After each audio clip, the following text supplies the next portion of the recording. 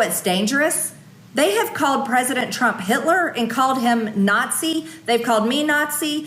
Someone drove by their bicycle today outside the courtroom and called me a fascist. They call us names all the time. Why isn't their speech being gagged? Why isn't their speech being censored? Why isn't their speech being weighed in the public court of opinion and weighed in courtrooms as being disparaging and inflammatory and inciting violence against people? I really need everyone to spare me the faux outrage and the pearl clutching about this. A little collection of things that Donald Trump and high-ranking Republicans call liberals on a daily basis: anarchists, anti-American, deranged, communists, corrupt, compromised, groomers and perverts, thugs and traitors. One of the things that Republicans have in common with douchebags all around the world is that they can dish, but they can't take. Another member of GOP House leadership who has taken to calling those imprisoned for their illegal actions on January 6th hostages. Hostages. They attacked our very democracy, and yet they are the victims? It's morally bankrupt. This is not only a sick, twisted perversion of the truth, it's also deeply offensive to Americans across this country.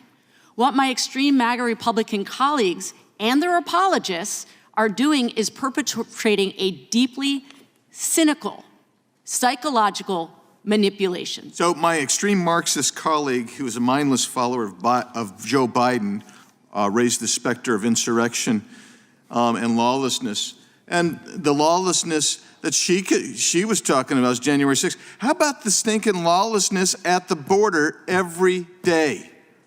Title VIII is violated every day by this administration. Can I raise a point of order? The Title VIII... Just hold on the time. The gentlelady has a point of order. Can we ask members of the committee not to cast aspersions upon members of the committee? We had aspersions cast upon us by your member, ma'am.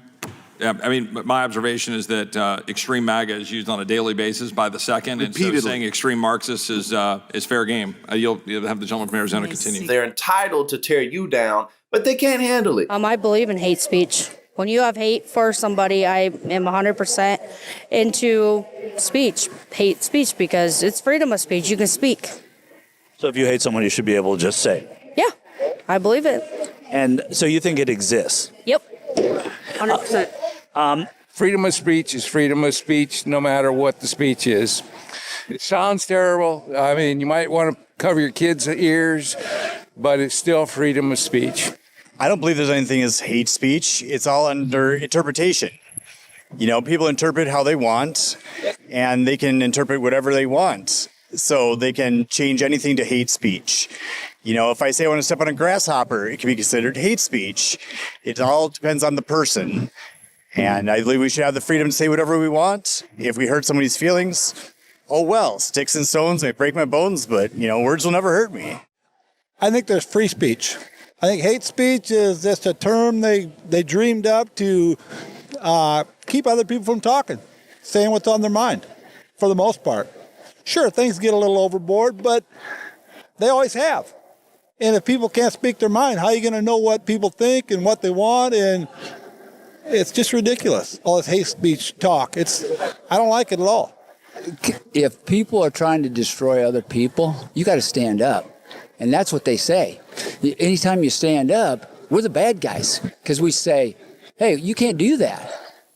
So they'll call that hate speech. It's so twisted. It's so soft. It's so, I mean, when Obama was in there, everybody was like, okay, we're more locked down too. When Trump got in, the patriots felt like we can breathe. Are there any Democratic patriots? I tell you what, I would like to meet one. I probably the last one I know of is Jack Kennedy. I mean, listen, when the platform, the Democratic platform threw God out, that's what we got the freedom from. First thing they did when they came across, they bent their knee to God because they were tired of had tyranny. That's what this country's built on. What do you think of what Tucker Carlson said the other day? There's no such thing as hate speech. No, I think people just get offended really easy now. And when CRT and, all the racism, Black Lives Matter and everything was pushed, it took on a whole new definition of what hate speech actually is. Listen, I'm somebody, I dish out to people all the time and people dish it back to me. And I don't really care. I laugh at the jokes as well. You got to be able to take it, but they can't handle it. There's really a stark difference in what gets dished out by Republicans or by people on the left or however you want to classify it. People on the right, they'll tear you down for being gay. They'll tear you down for being an immigrant. They'll tear you down for being transgender. They'll tear you down for, wanting to expand the healthcare system. And then on the left, we'll be pointing our fingers like, this guy, Donald Trump, he's got 91 felonies. And they're like, who cares? None of that matters. Who gives a damn? Donald Trump, my man's always like $500 million in fines. When you add up all the interest and everything between the E. Jean Carroll and what just got handed down with Judge and Gorham, they're like, oh, who cares? They opening up GoFundMe's for this dude to pay his bills for him. He is touring the country selling gold and spray painted sneakers to pay off his bills, right? They reverse Roe v. Wade. They pass 6-week, 12-week abortion bans. They out here just making life hard for people, trying to make it hard for people to vote, trying to take away, not even believing in things like minimum wage. I mean, every which way you look, it's like, damn, Republicans are just making things difficult. And when you criticize them for that, they're like, you're trying to cancel me for not wanting to raise wages or being against unions. It's quite silly, but unfortunately, this is the world that we live in.